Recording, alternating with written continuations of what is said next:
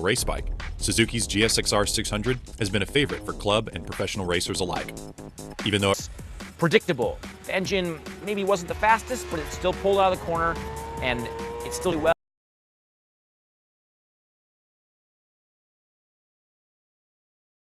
The addition of those monoblock Brembo calipers, they work great, man. The thing stops on a dime, and it's easy to use when you're trail braking into along the tooth.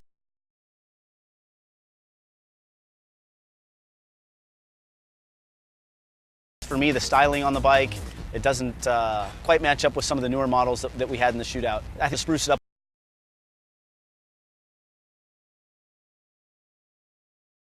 a little bit, make it look a little bit sharper and a little bit more attractive to the consumers. But all around on the track, it's a good bike. Also,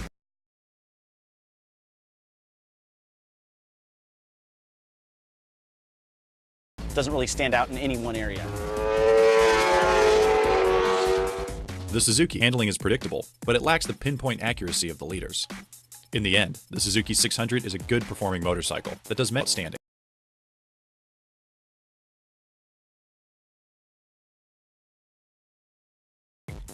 Middle of the road scores, including its Super Pole average, hurt it on the scorecard, keeping it adrift of the one of the older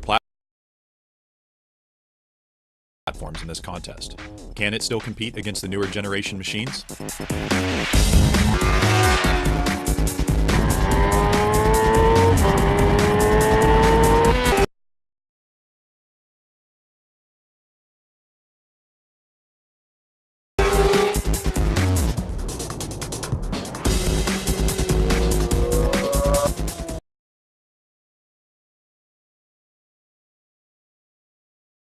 Well, obviously, doing as many schools as I do every year, and as my long association with Suzuki, I'm pretty familiar with those. With the slacks that